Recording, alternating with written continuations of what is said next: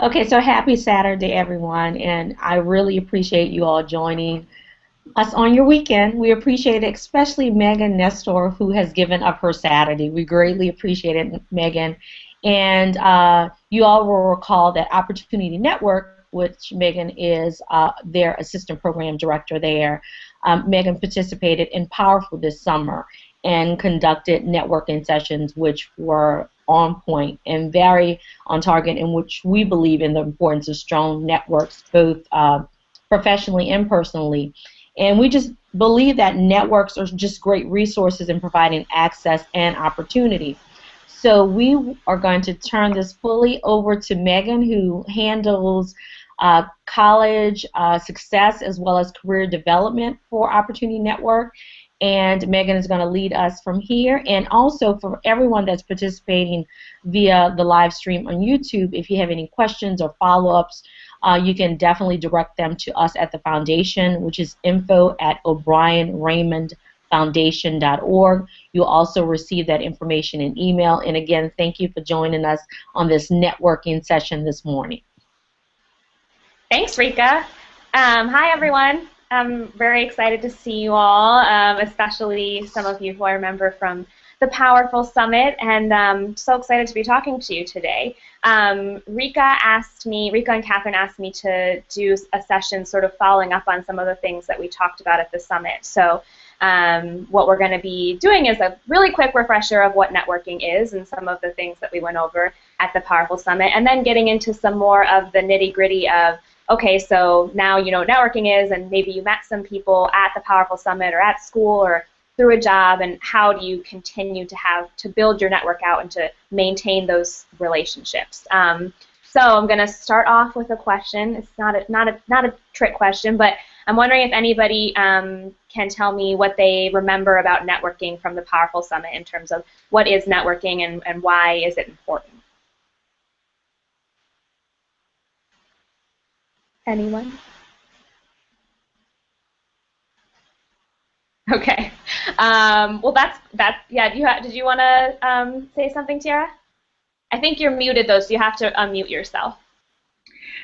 So I think there was something about making mutually beneficial connections. And I remember the elevator pitch activity that we did to kind of how to summarize ourselves in a few seconds to start a relationship. Yeah, perfect. Thank you. Yeah, so we talked about, Tara said mutually beneficial, and that's really important. So one of the things we talked about was what sort of our definition of networking is, which is the art of building and sustaining mutually beneficial relationships. And it's really just a lot of words and three big points that we want to take out of that definition. One is that networking is an art, right? So it's different for everybody. It's unique to you, and there's no sort of right or wrong way to network.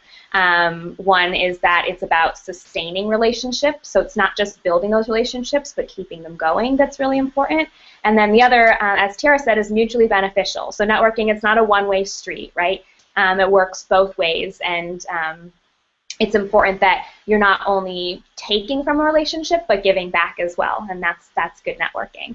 And then you're right, we talked about marketing your assets and an elevator pitch and how to talk about yourself, and you all did that so fantastically at the speed networking event.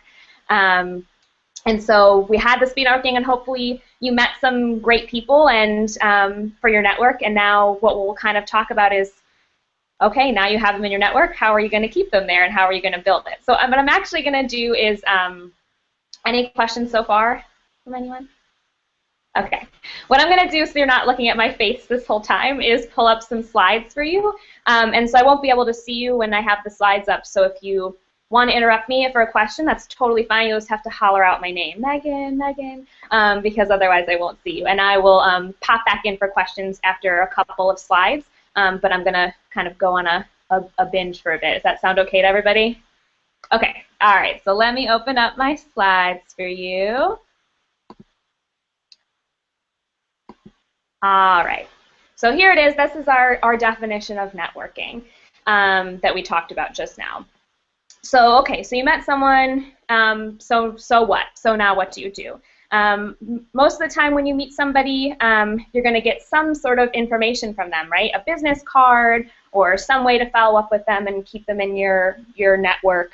And so what we recommend that you do is once you've gotten this information, whether you've been connected to somebody through an email or whether you've actually gotten a physical business card from somebody, is to put it in one place.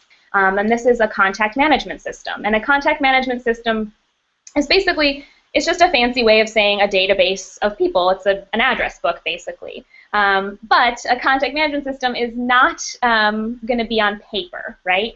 And that's because, especially in this wonderful age of technology, there's really no reason to keep really important information in a paper book or kind of written in lots of different scraps or a collection of business cards, because what happens if you lose those?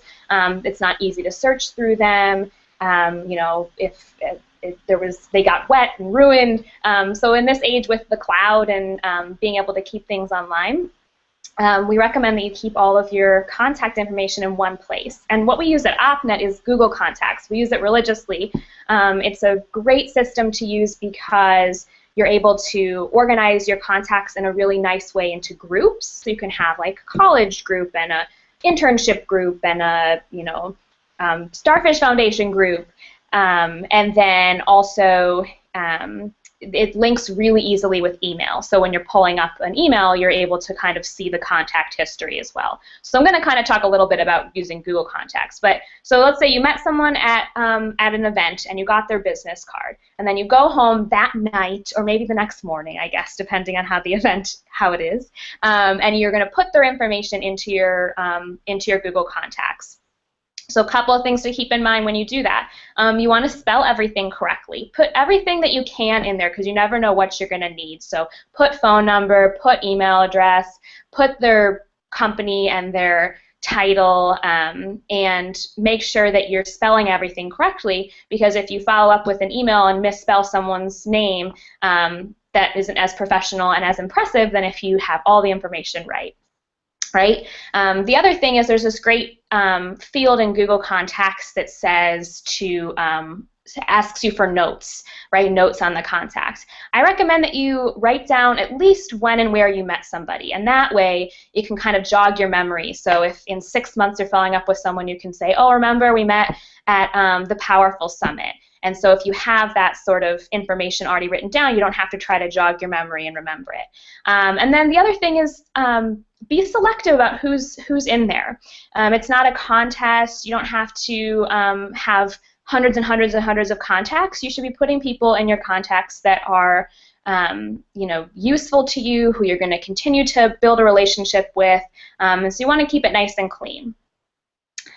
All right. So once you just kind of to go over a couple other points about why it's important to keep all this stuff in one place. It saves you time, right? So if you need some information, or if you're trying to connect somebody, or if you have a question for someone, it's going to be a lot quicker to sort of search through an online database for this information than to shuffle through tons of papers or try to remember. And speaking of remembering, most people's brains aren't good enough to remember 100 contacts and their information. So this way you don't have to try to remember it because it's already all there. It's really a critical piece for good networking, keeping all of your contacts organized and in one place and keeping really good information. Okay, so now your contacts they're all there, you've met them, you have the information in one place. So let's say you met someone, you met a lawyer at the Powerful Summit and you're in law school right now, and you really want to stay in touch with this person because you think maybe you met a judge and you might clerk for them. You'd like to clerk for them one summer, and so just for random example. So how do you stay in touch with this person until you're ready to ask them for an opportunity or to connect for a real concrete opportunity? One kind of easy way is holidays or birthdays. I guess most professionals who you meet, you probably don't know their birthdays, but if you do, it's always nice to send a birthday message or a holiday message. So I always tell all of my students to say Happy Holidays or Happy New Year, to not be too specific because, of course, you never know what holidays somebody is celebrating. But I think it's pretty much always safe to say Happy Holidays or Happy New Year around the end of December, beginning of January. So that's a great, easy way to stay in touch with someone. Sending somebody things that they might be interested in. So based on your conversation with someone and your knowledge of what they do and what their work is, you might send them a link to an article, right? Oh, I read this in the New York Times, and I think you would be really interested in this, or I read about or heard about this event coming up for legal professionals in Los Angeles, and I thought you would be interested. So I think that things like that are a great way to stay in touch with someone. It's also it shows the contact that you remember what your conversation was. You remember what they're interested in. And it's a really nice way to sort of reach back out and remind them of who you are and that you're here and you're in their network, and also help them out. And then updates about yourself is a really important one. And you might think that who cares about what's going on with me, but I promise you the professionals care a lot. Especially, you're all really, really motivated, accomplished young women, and professionals want to know what you're doing. They're really interested in your lives. They want to hear what internships you have. They want to hear what classes you're taking. They want to hear how your college experiences are going, where you're traveling. They really want to know these things. It's interesting to them, and it's a great way to continue to build your network by telling people, oh, guess what I'm doing this summer. And then LinkedIn, I kind of threw that in there because I think it's a great way to stay in touch with professionals, and I could probably do a whole other hangout on LinkedIn and the beauty of it and how to use it. But I think it's a great way a great professional way to network with people as well. All right, couple of just quick don'ts for when you have professional contacts.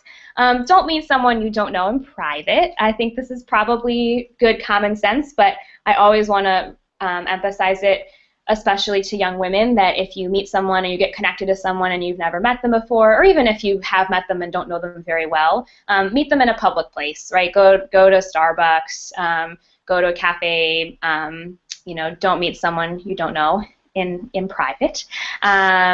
Be safe and smart. Don't send mass emails. So it's okay to reuse language that you've sent in emails before.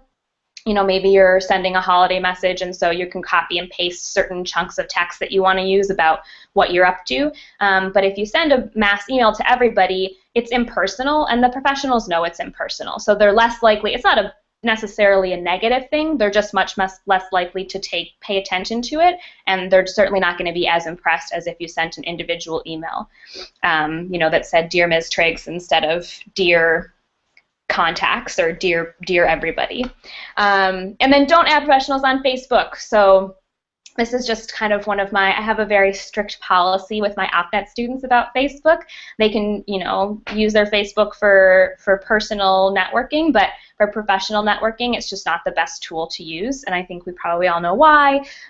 Sometimes there are things on Facebook that you don't want professionals to see, and also it's just a more sort of familiar and social site as opposed to LinkedIn, which is really meant for professional networking. Okay. So once you have, you know how to stay in touch with people, you're going to be emailing people for, to send them an article or to say hello or to say thanks for meeting me at the Powerful Summit or whatever it might be. I just wanted to go over a couple of tips about emailing. And I told Rika earlier that I could probably spend an entire hour talking about email etiquette because it's something I think is really important and a way to really impress people when your emails are really good and really solid. But we don't have all day, so I'm going to just go through a couple of quick pieces and show you an example, and then I'm going to stop for questions. So I'm almost done blabbing right now. But a couple of things to think about when you're emailing professionals, okay? You always want to have a subject line. You don't want to leave that field blank so it says no subject. And it should be short and simple. So, like some sort of reference to what the email is about, but it doesn't need to be a long, detailed, I see people sometimes put the first sentence of their email in the subject line, and that's just not very professional. So keep it short and simple, and then everything should be, it's like a title, the subject lines, every word should be capitalized like the way we would capitalize the title of a book or a song or whatever. The salutation, which is just a fancy way of saying the greeting, you want to make sure names are following the professional format. So you can say Dear Mr. Doe or Dear John, but not Dear John Doe. You never want to say Dear first and last name. It's just not grammatically correct. So if you're more familiar with someone, I think it's completely acceptable to use their first name, especially we're all young professionals, right? So you don't need to be super formal and do Mr. or Mrs. unless you feel like that's appropriate. Hi and hey are more casual. Once you've established a relationship with a professional, and one of your contacts, if you have more of a friendly relationship with them, it's okay to use it. But I recommend for your first email that you always use dear, or even hello if you'd rather use hello. I think that's okay too. And then the content of your email. This is important, right? Keep the email focused. So if you're writing to say thank you in the email. Don't go off on a tangent, and people get so many emails these days that they're more likely to read through an email that's not sort of epically long, right? I'm sure we all know that. So keep the email focused, and also let your voice shine. So it doesn't have to sound like a robot wrote it. And while we're saying, oh, professional email, that doesn't mean that it can't have some of your own personality in there. So some of your sense of humor or references to your own life are perfectly acceptable and encouraged, because it shows that who you are, and everyone wants to know who you are and all the great things that you're doing. So. And then the closing, kind of one thing I think is really tough is not asking for too much. So think about if you met, I don't know, let's say you met like a high school freshman and they wanted to know all about, and you're in college at, I don't know, say you're at college at SUNY Albany and they want to know all about SUNY Albany, and you meet them once and they email you with a list of 25 questions, right? You're not unhappy that they emailed you, but it's difficult you may not respond for a long time because you're thinking of how to answer all 25 of those questions, right? And it may be asking for too much. So what I mean by this is, especially on your first email, maybe don't ask for anything. So thanks for meeting, thanks, so glad that I met you, looking forward to being in touch, that could simply be enough, instead of asking lots of different questions or asking for connections right away. And then, as you continue to build a relationship, then it's okay to be asking things. And I think if you do have 25 questions, that's okay, but what you should do is kind of establish the relationship first and then maybe ask for a follow-up. So, I have a lot of questions. Could we talk on the phone about this, or could we meet for a cup of coffee about this? And that's a great way to continue to network in a way outside of email too. So it's kind of nuanced, but I would say just stay away from asking for too much. I like to say to my students, you should avoid the phrase as soon as possible. So, don't say, please get back to me as soon as possible. Instead you can say things like, I'm looking forward to being in touch with you, or I look forward to hearing from you. But kind of don't put a sense of urgency behind a request or an email to a professional. And then the valediction, which is just a fancy way of saying the closing. Things like yours truly may be a little too familiar, so I say sincerely is always a safe one. Best, thank you, these are all great, but you should definitely have a valediction. So we're gonna look at a sample email, and I also sent along.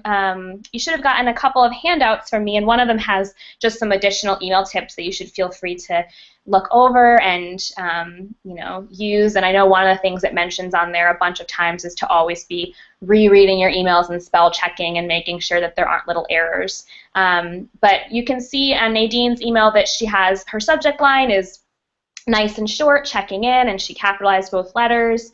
The greeting, Dear Ms. Shelton, and you'll notice too that she put a space between the dear and the first paragraph, and there's a space between the ending and her closing. Everything's lined up on the left, right? So this is the correct email formatting. Right off the bat, she says, we met at speed networking. I really enjoyed talking with you, and when you explain my career should be based on something I like. So this is a great way to start an email because you're reminding the person, remember, this is where we met and this is what we talked about. So you're referencing something specifically that you talked about, and kind of jogging their memory if they don't already know who you are just from your email address. And then here she gets into, I've taken your advice seriously. I'm applying for an internship. It's exciting to explore one in the arts instead of business. So you're getting a little bit of personal information from Nadine, which is great. And you're also at the same time telling Ms. Shelton what you're doing and telling her how you put what she told you to use. And then this is a great closing here at the end. She says, I'll let you know how it works out as your advice pushed me to think more. I hope you're doing well and thanks for your great advice. So she didn't ask for anything additional, but she did a great job of kind of leaving it open for more communications in the future. She said, I'll let you know how it works out. So, Ms. Shelton knows she'll be getting another email from Nadine at the end of the summer telling her about her internship. And she said, thank you. And it's just a great closing. And then, her valediction is sincerely, which is, again, one of the nice professional valediction. And this is another thing, if you have an email signature set up, that's great, but make sure that you're still signing it with your name, and then the email signature goes below that. Okay, so, Nadine has her name up here, and then her signature is below. Okay, so I'm going to get out of my screen share for a second and see if anyone has questions. There you all are, before we keep going. I do. Good question. Yeah. So I often wonder, like, how to use humor. Do you not use humor? Since I saw on the sheet you can't say, like, LOL or something, but I still want to convey sometimes, like, a lighthearted spirit. Yeah, absolutely. That's a great question. And I think it kind of goes back to you definitely want your personality to shine through. And so I think it's certainly okay if you're someone who has a sense of humor to reference a joke or to talk about something, something funny that you overheard, or it's certainly okay to use humor. I think remember that you are having a professional correspondence, so I don't think you need to write LOL or haha. But I think if you're kind of a little sarcastic and you're going to put a little edge into your emails, that's great. And definitely okay. And especially I think too, if you're already kind of building a relationship with someone, so maybe this isn't your first email, but you're kind of the subsequent email, then they already know a little bit about you, and they know that you're funny, and that's part of who you are. So you can definitely use humor in your emails. Yeah, good question. Other questions right now? I have a question. Yeah. One of the things I think I struggle with, especially when emailing professionals, is sometimes their responses aren't very professional. Like I found that if I send like a formal letter, sometimes they send back and it looks very informal and like letters aren't capitalized. I always struggle with, do I match their style or do I keep mine as professional as I can?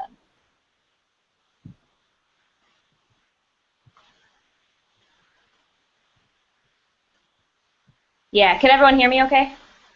Okay, things are breaking up a little bit. So that's a great question, Ariana, and I think oftentimes you'll email a professional and they could be like the dean of a college, and they email you back and like they have crazy font and their font's a weird color and they don't capitalize anything, and I generally say to my students, that's okay because they're really important and they're a fancy professional, so they can use whatever language they want to, but you should still maintain professionalism when you're emailing them. So you might get sort of I don't want to say sloppy because it doesn't sound very nice, but you can get an unprofessional response back from them, and I think you should still continue to be professional with them. Now, if you had 15 emails with somebody and every time they continue to write back, just without a a salutation, they just say, oh thanks, blah blah blah, and or oh hey, it's okay to get out of the little, you don't have to say dear so and so, sincerely so and so every single time if you already have kind of been going back and forth a lot. But for the first couple emails, even if they're sending you one that is not the quality that you would be sending, it's going to impress them a lot if you continue to maintain professionalism. So, but yeah, we see that a lot where professionals will email us and or they'll use like all kinds of emoticons and stuff. And I always tell my students, do not use emoticons in your professional emails. And then a student actually forwarded me one last week and was like, look at this one from someone who works at the New York City Bar Association, and it had like a winky face in it. And I was like, well, you know, that's okay, but you're not a professional yet. You're working your way up there, so, you know, keep it professional for yourself.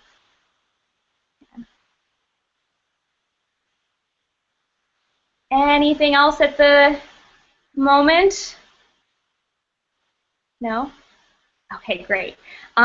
So what I want to do now is actually give you a little bit of time to think about what we just talked about. So you all, you know, now understand a little bit more about why we're keeping how we're keeping contacts in our network and how we might follow up with them.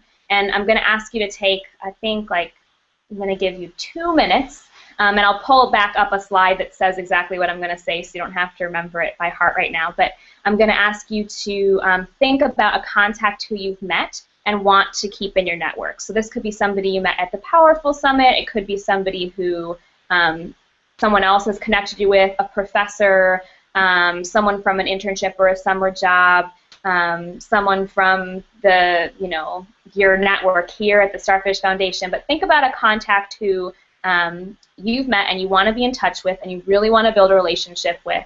And I'm going to ask you to think about why you want to stay in touch with that person, what information you already know about that person that could help to kind of, you know, fuel the relationship, and then what's going to be your next step. So what are you going to do once we get out of this Google Hangout and you know, enjoy the rest of your Saturdays? What are you going to do to continue the relationship with them? So I'm going to, again, I'm pulling up on a slide, and I'm going to give you about 2 minutes to think about this and jot down some notes if you want, and then I'm going to ask a couple of you to share with me the professionals that you thought about that you want to connect with, and we'll go from there. So does that make sense to everybody? Okay, so let me pull up my slide. I'm going to give you 2 minutes to think about it. And so I will be quiet for 2 minutes while you think about the contacts who you want to be in touch with.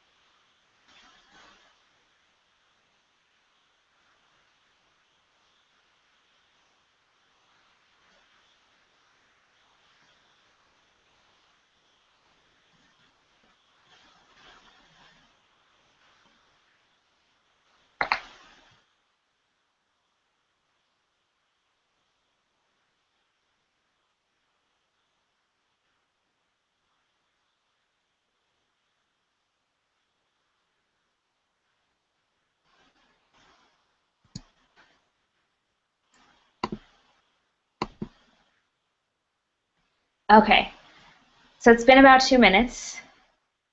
How are we doing?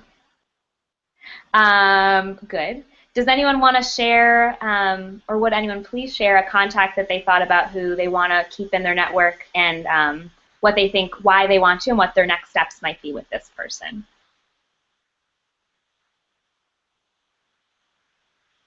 Yes, yes. Sierra, you're actually muted. You want to unmute yourself?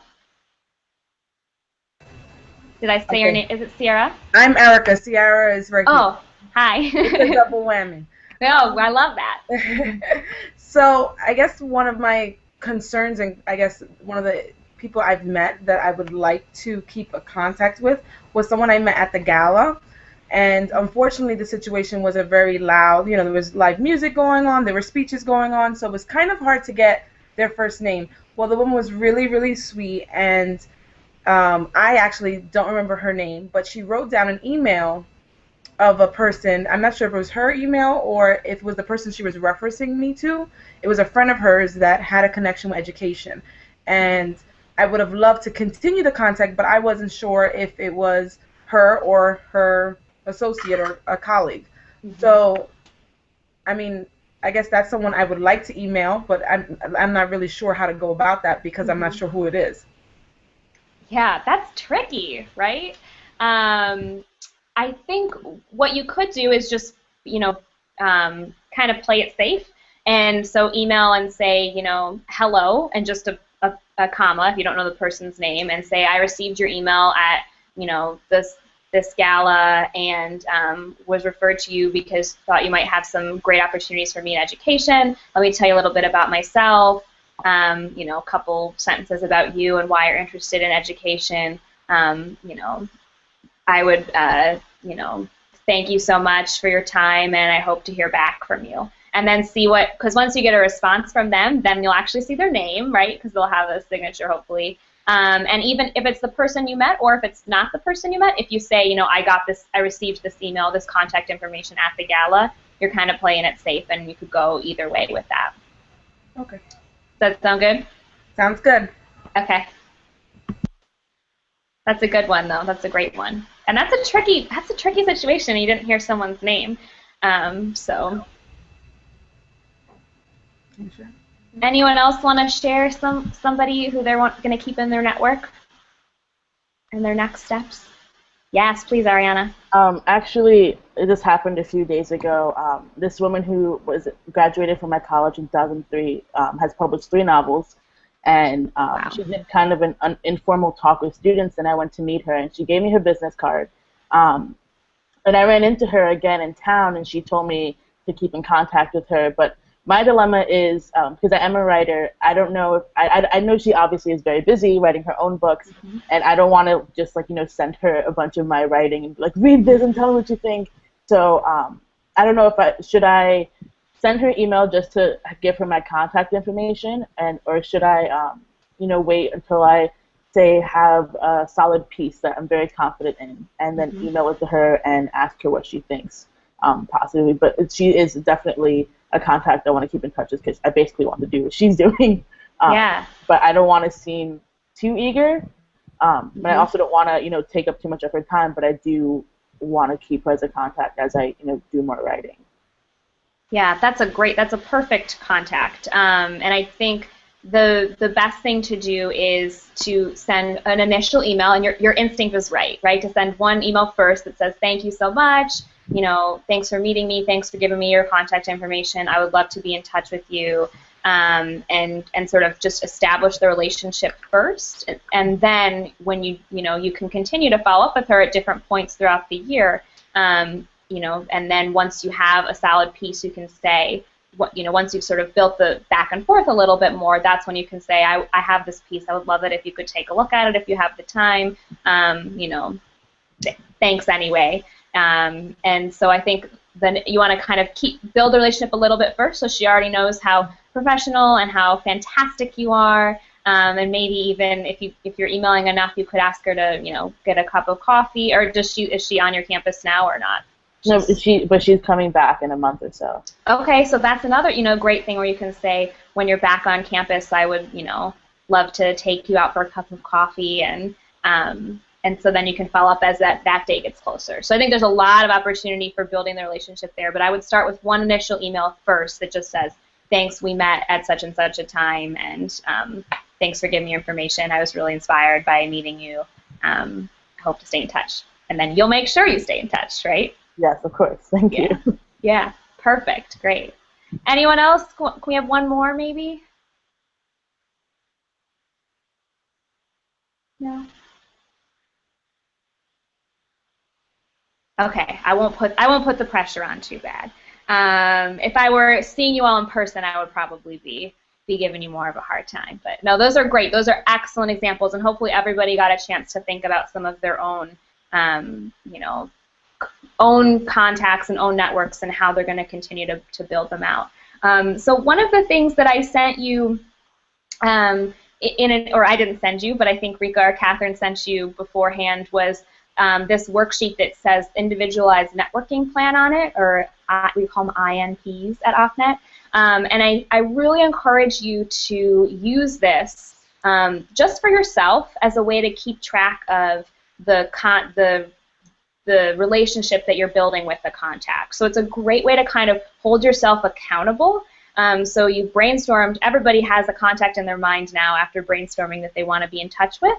And so I think now that you've done that step, you can use the worksheet, and you can use it, you don't have to use this exact worksheet, but something along these lines where you actually keep track of what the relationships and what the correspondences are like with this individual, to kind of set some milestones for yourself. So I think on the sheet, the first email should be a follow-up or a thank you email, right? And then the second email, maybe you send them a holiday greeting in December. And then the next email is in spring, and you just have a check-in in the spring where you say, hi, how are you? And maybe you send them an article or something interesting. And then in the summer, you can send a check-in about what your summer plans are. So I think this sheet is a good way, and again, you don't have to use a worksheet, right? You could kind of set the goal in your own way, but I think to really make sure that you're holding yourself accountable and setting some goals for the way that you want to keep building this relationship, actually writing it down and keeping track of it, and kind of looking and saying, oh, did I hit that target? Or maybe if you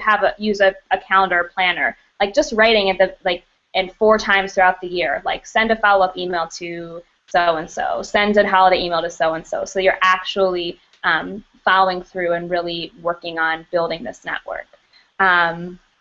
So I think that's just a helpful tool that I think we all could use to kind of hold ourselves accountable to keeping connected with professionals that are going to help us and get jobs, right, eventually, and help us with our careers.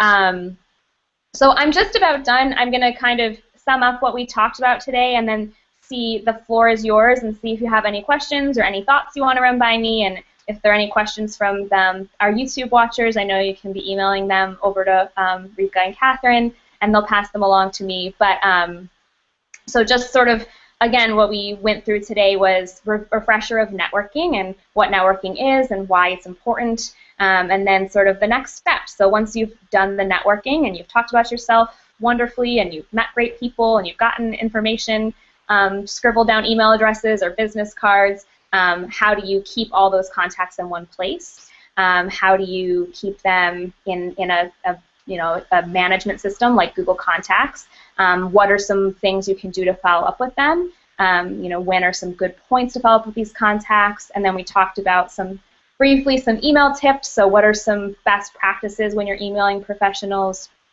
And then lastly, we took some time to brainstorm our own contacts and how we're going to continue to reach out to somebody, or maybe multiple people who we feel like are really great for our professional network. And that's been the last half an hour. So does anyone have any questions, anything they want clarified, or anything they want to share about a contact that they've been connecting with? It is all about you for the next couple minutes. I have a question. How do you know what an appropriate ask is?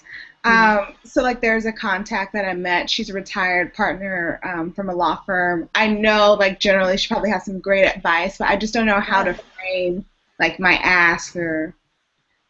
Yeah, I think in a situation like that, when you just want to know whatever she has to tell you, right? I think you can kind of start off by saying, this is who I am and this is what my path is. I'm in law school now. These are some of my goals.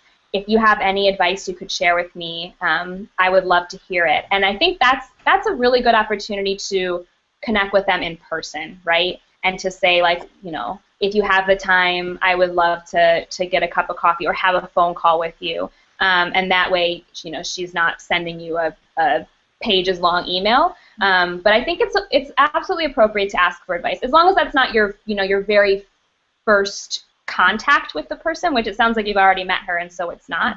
I think it's okay to say that and to sort of leave room for her to decide how she wants to give the advice too.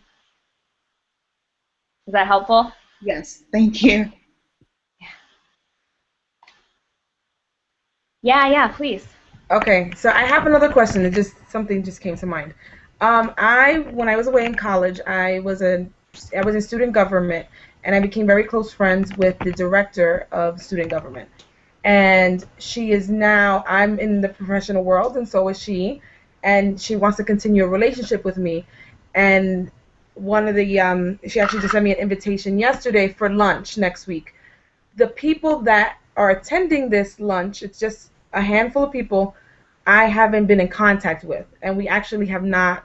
I don't think we're any longer friends, so it's a little bit uncomfortable for me to find the right words to say. Well, I haven't spoke to this person in 3-4 years, and last time we spoke, we kind of ended in a really awkward position. Mm-hmm. How can I email her without insulting the other person or not making it an uncomfortable situation? Mm-hmm. Yeah. So let me ask you a question. Do you not want to get lunch with these other people? I don't think it will go well. Okay. We sort of, we were all classmates at one point. Uh-huh. And we've all, moved on, we've graduated, we're living our lives. This was about 7 or 8 years ago. Yeah. So, we're all at different places, and we were very good friends at some point. Yep. We used to, besides outside of school and working in student government, we were friends. So now to try to take it back to kind of drawing the line between the professionalism and, I want to be professional when I have a relationship with her and, open up the doors, but I just don't want to seem, the other person may not be so willing to have a conversation with me, and I don't want to make it an awkward position. Yeah. I think it's perfectly okay. You don't have to get into the details of why you don't want to go to lunch with this other person, but I think you can say, I'm not available for lunch, and in fact, I'd really like the opportunity to meet one-on-one with you. Is there a potential that we can get lunch another time, just you and me? And you don't even have to get into I don't want to see this other person. You can just say, I'd really like some one-on-one time with you, and is that possible? And that way you're not kind of getting into, too much detail, and you're not sort of revealing too much about your past relationship with this other person, but you're, getting away from that and making it clear that you don't want to be in a group setting. You want to be one-on-one with this other contact who you think could be helpful for you. Is that something you feel like you could do? Yeah, no, I did write it because she responded to me about having lunch, and so I just said, it would be great. I really want to reconnect with you, and I emphasized more on that. But we all used to work together, so I know she was like, oh well, this is a great opportunity for us all to get together again. But since we've all fallen off, I thought I took the appropriate road, and when she writes back to me about the date and the time, I might decline and say it may not work for me. But and then sort of lead on to doing something one-on-one with her. But I didn't want to close off the door and come off too harsh because I just think it wouldn't be the right time. If you're going to reconnect to one person. Yeah, and I think it's okay to say I actually would really prefer to meet just with you, and that way you're not saying I don't want to. You're not leaving it negatively. You're not saying I don't want to meet with this other person, but you're saying. You're making it a positive spin. I want to meet just with you. I just want to be face-to-face with you, one-on-one, and that's okay. Yeah, good question. Yeah.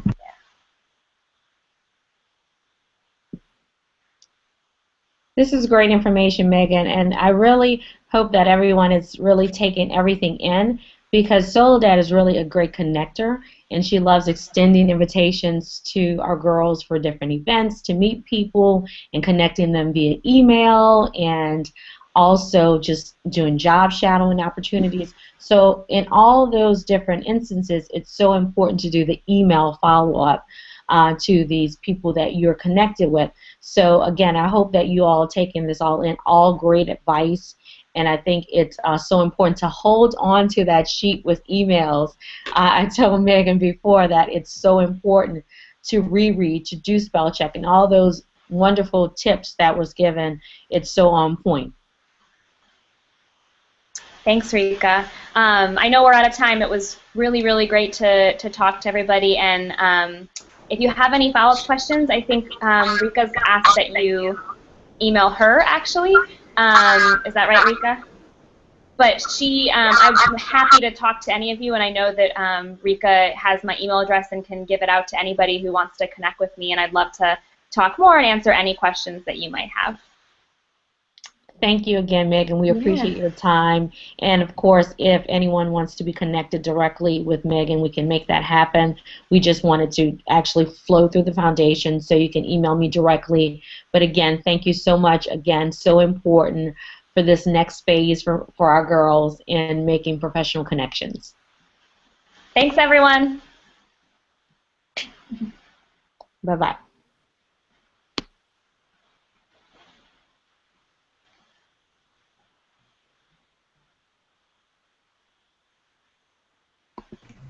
Bye. Bye.